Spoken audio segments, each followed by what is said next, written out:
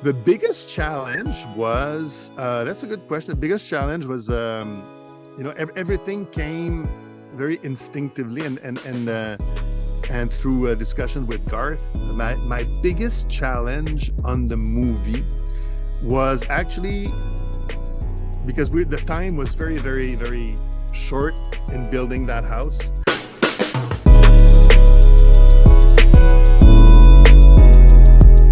It's not every day that we talk to our Oscar winner, so such a Oh, pleasure. Thank you. Thank you so much but for I'm old news. There's been an Oscar after that, and then there's going to be a new one. So I'm old and wasted, no, but not for me, you know. just like the house and folk. Yes, I know. I know. Oh my God, the house.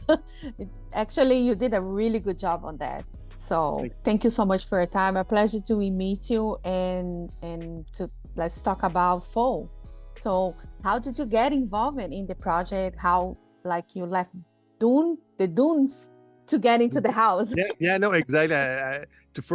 First of all, I've always liked to go between big and smaller projects to keep it interesting and to stimulate myself and to challenge myself. But Full came from I had started working with Garth because of my good friend Greg Fraser, and he introduced us to each other, and we were working on a movie called Tron, the third part of Tron, which was a big project, obviously. And after 3 months in soft prep, in the conceptualizing the world of Tron, Garth was writing the script. The studio pulled the plug, so we were quite saddened by it.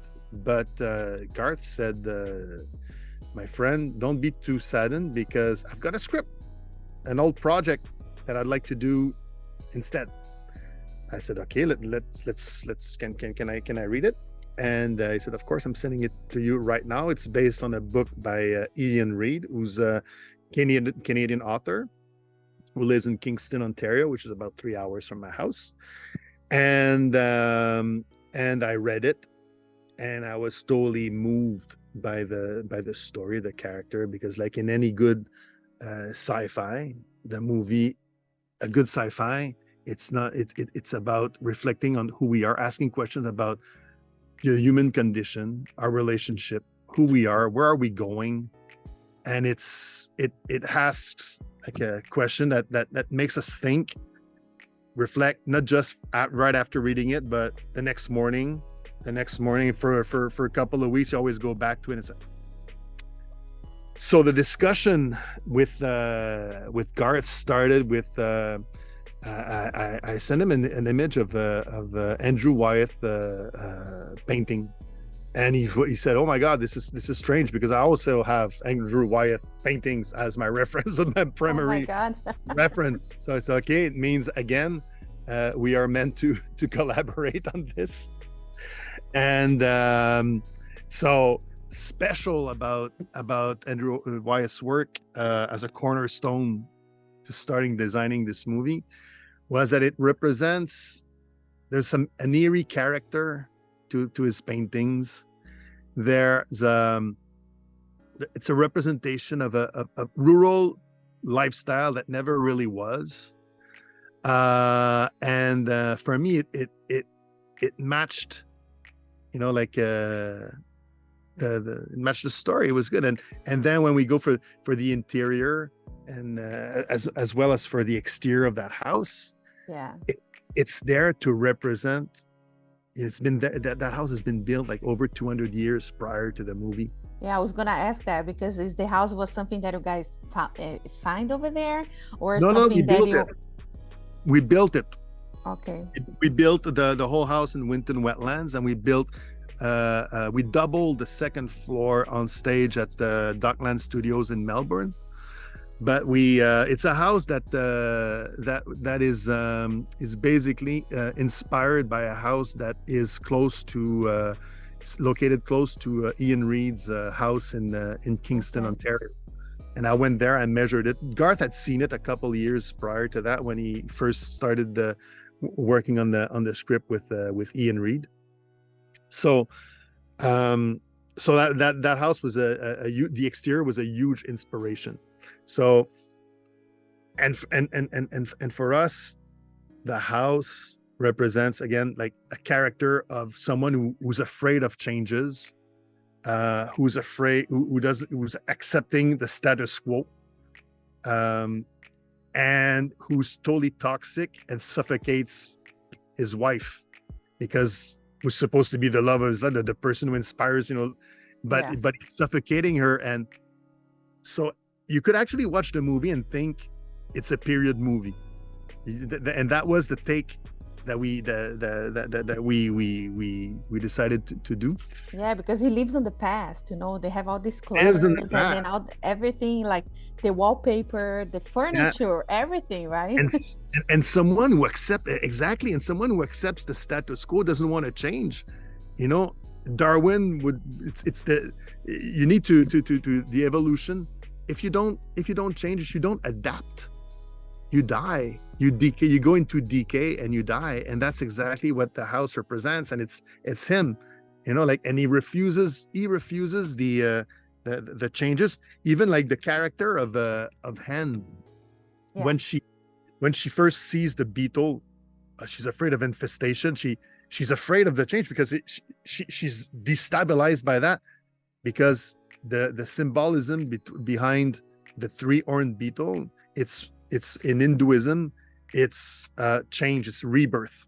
So she's like fascinated. My God, she's fascinated. Oh, I'm afraid of that.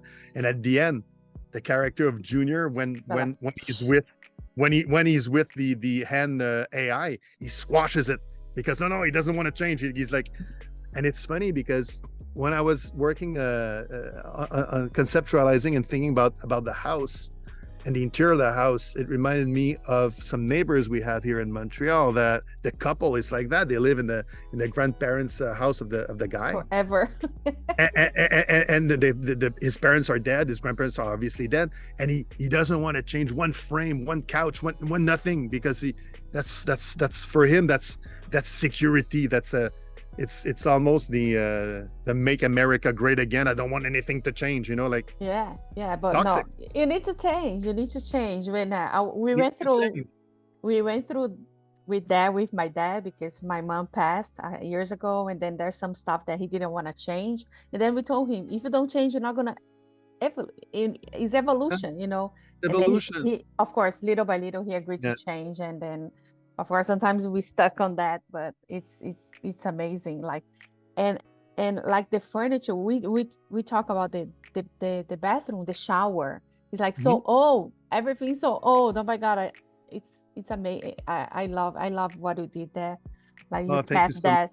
Yes. And then like that was one of the questions, the inspiration for the interiors, like the wallpaper, like the shower, the everything, like even her costume that goes along with your design from the It was like, well, I think everybody was working so closely together, and we really, like, everybody bonded into and embraced the idea of that. And the only character that the only futuristic elements come from Terrence, who's the agent of changes, and he brings these little gizmos. His car is and that's what's like this dichotomy in the environment. It's like, okay, well, they stick out because they're new. They're like, and he's the one who brings the idea of change to Hen, and the idea of change to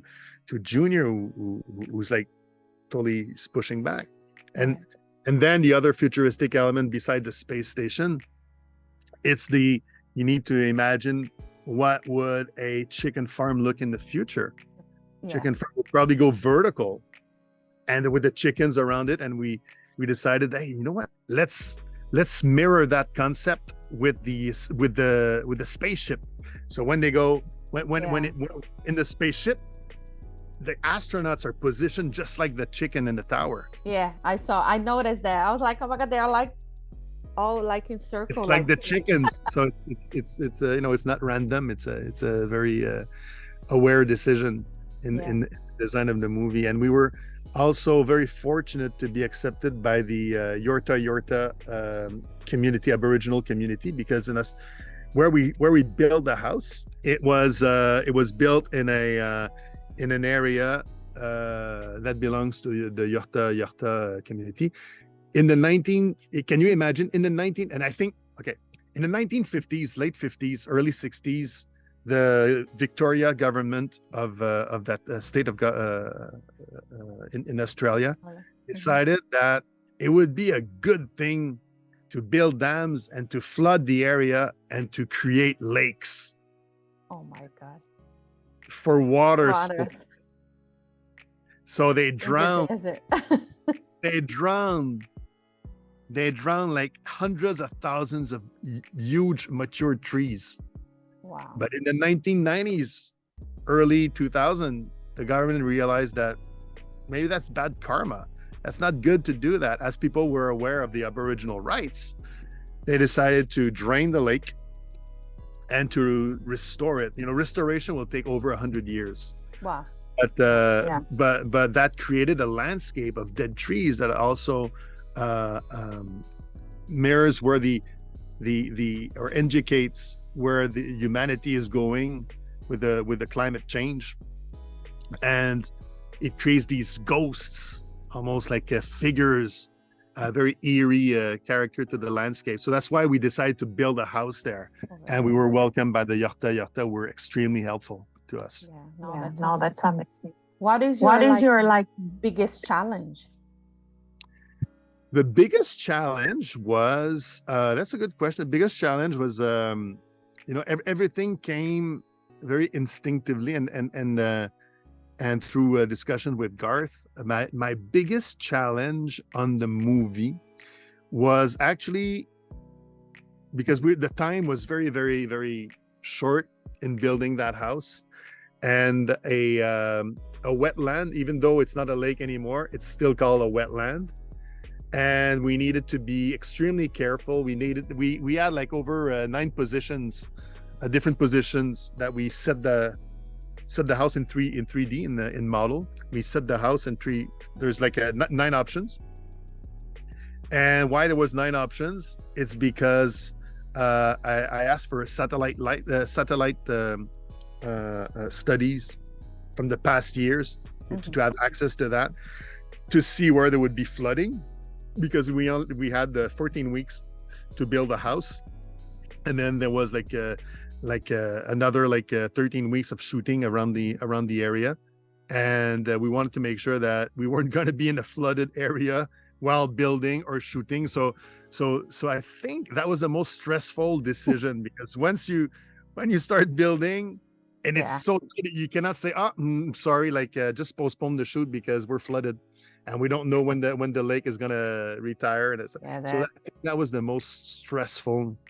But Janie Parker, my supervising art director over there, and Ross Murdoch, my construction coordinator, they came up with this brilliant plan to prefab everything at the soundstage where we were based at the Duckland Studios, and to be super efficient with the construction. I was extremely impressed by the team I had. I never worked with a team in Australia, and I was extremely impressed.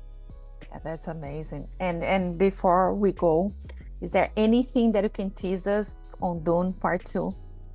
No, you know what? I can tell you there's going to be more sand, and there's going to be more sets, and nothing is repeated. There's no Oh my God, really? There's no sets from the previous movie. It's all brand new. Amazing. And I bet it's going to be amazing like the first one, because you did an amazing job, and I'm pretty sure it's going to be amazing for the second time around. Thank you so much, Jana. Yes, of course. Patrice, thank you so much. Amazing to meet you. I hope I can meet you in person, and a lot of success always. Thank you, Jana. Thank you so much. Good talking to you. Thank you for taking your time as well. Of course. Thank you for giving me the time. Let me stop here. If you like this video, don't forget to comment, to like, and subscribe to our channel right here.